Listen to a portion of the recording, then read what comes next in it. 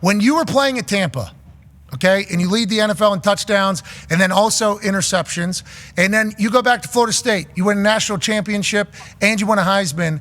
It came out shortly after. Were you blind during those times? Is that because the way we talk about it is you were blind. You were just a blind man, and then you get LASIK whenever you get to New Orleans.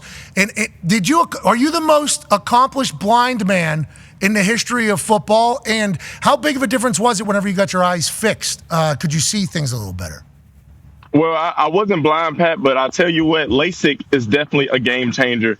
Just the fact that I was able to actually read a stop sign that was clear, read the street signs without using Apple Maps or Google Maps. It really helped me out with my depth perception. But a lot of times at Florida State, I was squinting to look at the scoreboard, and typically we were up, most of the time when I was squinting at Tampa to look at the scoreboard, I was trying to see if I could change the score a little bit. But it really impacted my game just in terms of seeing the depth of linebackers, identifying pressures sooner, and just processing information really fast. Yeah, so you couldn't see shit. A guy couldn't see a stop sign.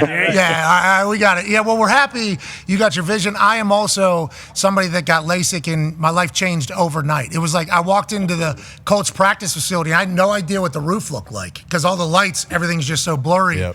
I walked in there. I'm like, this is a beautiful facility. Hey, you guys did good on this place. Like, yeah, you've been here 3 years. It's like, yeah, that was the first time seeing it. Yeah, it's a whole game changer. Happy to hear that was happening to you as well. Let's talk about some of the off-season workouts now. So, Clyde Christensen, oh, no. Yeah. This is terrible. It's too electric. Come on. This is devil's work. Jameis needs to be heard. He does. Yeah. We need to hear Jameis. Every day. We got outstanding questions over the last couple of years. So many. They're both outstanding, and they're also outstanding. Right. Because we haven't been able to ask him for years and years and years. He was blind. Yeah. For shoot. You had to look at his phone to know what street to turn down. Couldn't see the stop really sign. bad. How about when I was at Florida State, I was trying to see what the score was up there. Normally, we're up multiple scores. When I was at Tampa Bay, I was trying to change one of them because remember he was scoring for both teams. Yeah, exactly. Yep. But how could you not?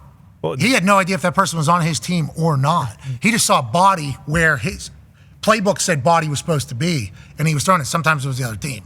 That's not on him. He didn't know. No, well, what are you going to do? Guy can't see a stop sign. depth perception, that's like the most important thing when it comes to quarterbacking. I think being a sniper, depth perception matters. Mm-hmm. Yep. I think being like a basketball shooter, depth perception matters. Dentist. Dentist matters. Golf matters. Being a quarterback in the NFL, certainly one of the top 10. Yeah. I think. Seeing the rush, being like, oh, okay, that DN's like 5 yards away, and he's literally like right here. How about us being like, Jameis really, right down the barrel, he had somebody. Yeah. It was like an objects in a mirror closer than they appear type situation for him with his actual eyes.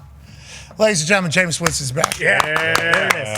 Jameis, we're just He's quick. We're dissecting your last answer about depth perception being figured out and which jobs require depth perception the most. Quarterback, seemingly a top 10 job that needs.